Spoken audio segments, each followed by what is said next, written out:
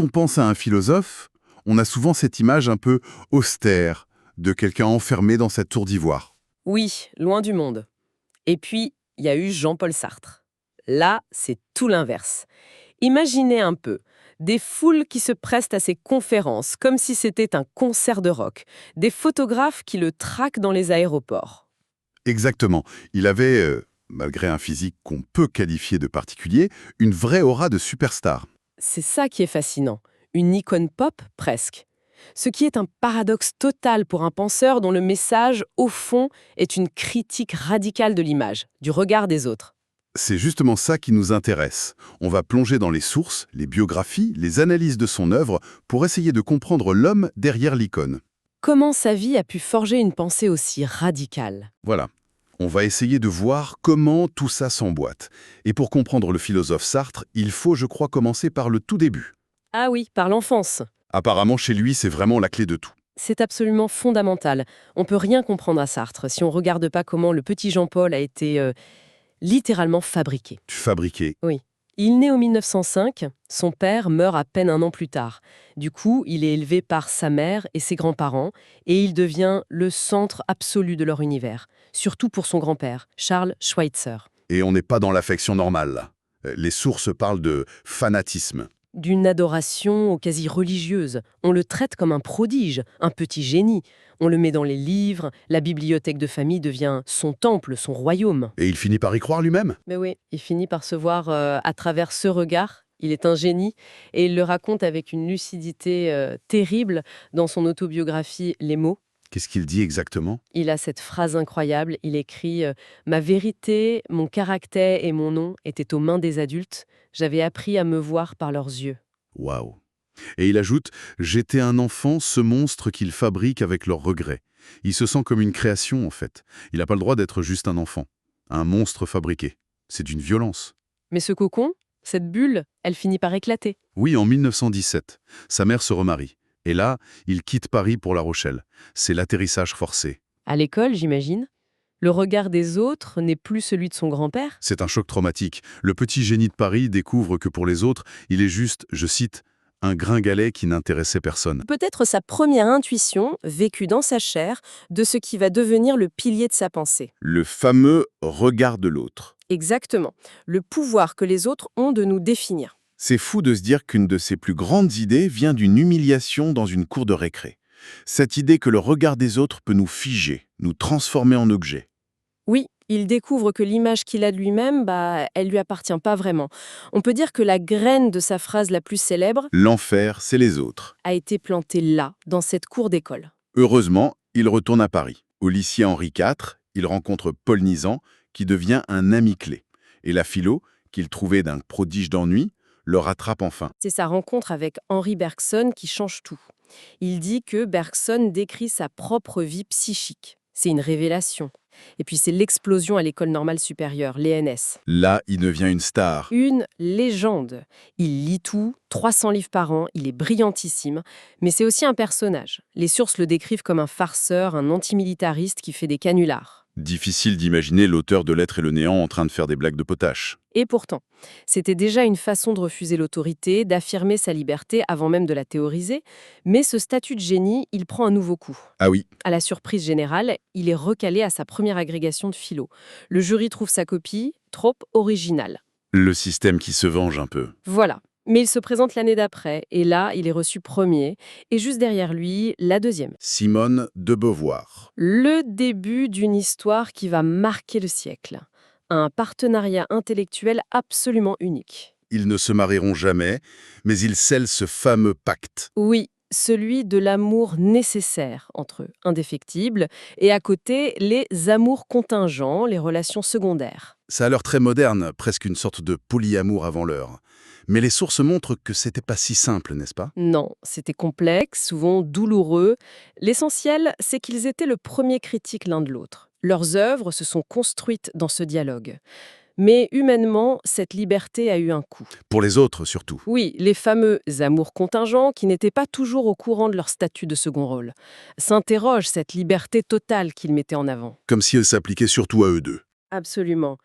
Mais cette volonté de construire leur propre morale, de définir les règles de leur vie, c'est une mise en pratique parfaite de sa grande idée. La phrase que tout le monde connaît. Celle-là même. L'existence précède l'essence. Bon, attaquons le gros morceau. Qu'est-ce que ça veut dire, concrètement? Alors, le plus simple, c'est de prendre l'exemple de Sartre lui-même. Le coupe-papier. Avant qu'il existe, un artisan l'a pensé. Il a eu une idée de sa fonction, de sa forme, Son concept, son essence. voilà. Pour un objet, l'essence vient avant l'existence. Et les philosophies classiques ou les religions, elles ont appliqué ça à l'humain. Il y aurait une nature humaine, un but défini par Dieu, et Sartre, en tant qu'athée, il balaye tout ça. Exactement.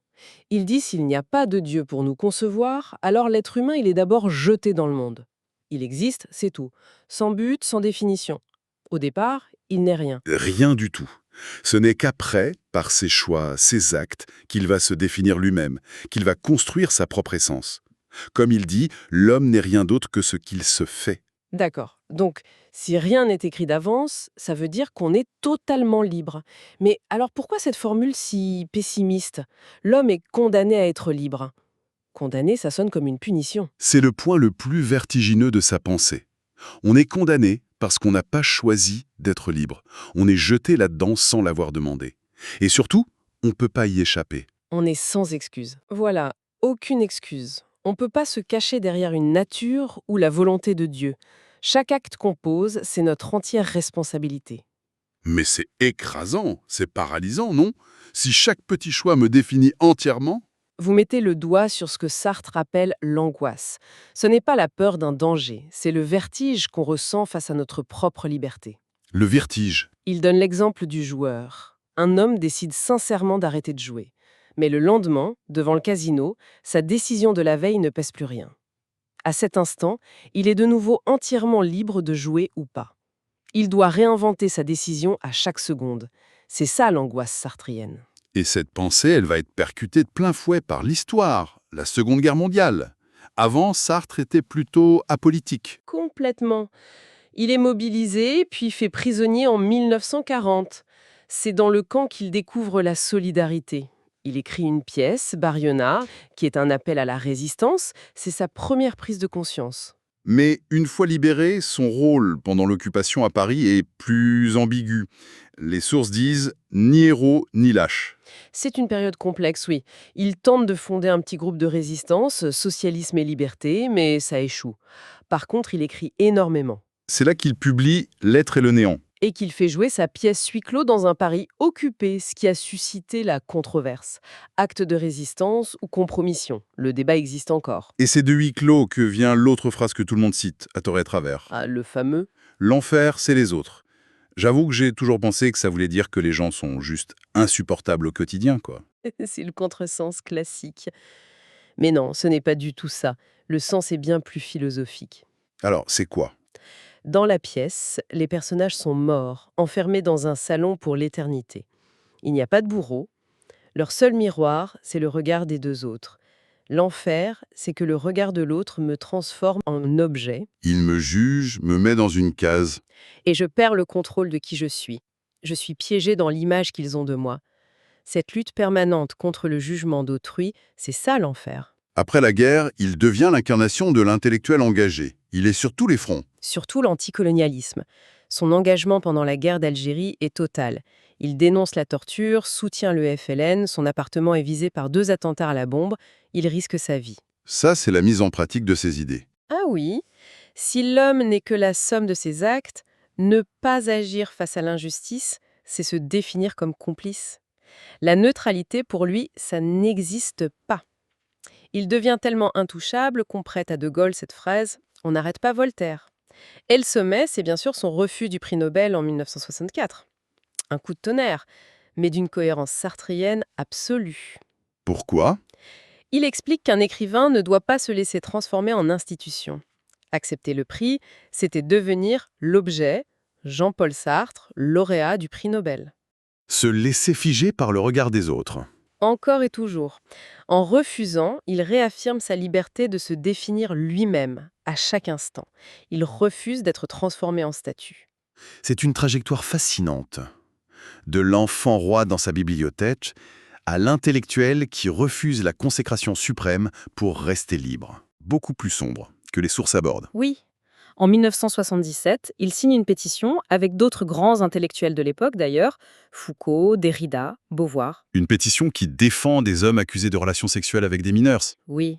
C'était dans le climat post-68, une idéologie de la libération sexuelle totale, d'interdire. Une logique qui, avec notre regard d'aujourd'hui, nous paraît monstrueuse. C'est le moins qu'on puisse dire. Et ça nous laisse avec une question finale assez vertigineuse. En effet, comment cet acte, qui fait partie de la somme de ses actes, dialogue avec sa propre philosophie de la responsabilité absolue? Responsable de tout, sans excuse. Alors on est aussi pleinement responsable de ses fautes, même les plus graves. Quand on est condamné à être libre, est-on aussi, inévitablement, condamné à commettre des erreurs de jugement monumentales dont on est le seul et unique responsable? La question reste ouverte.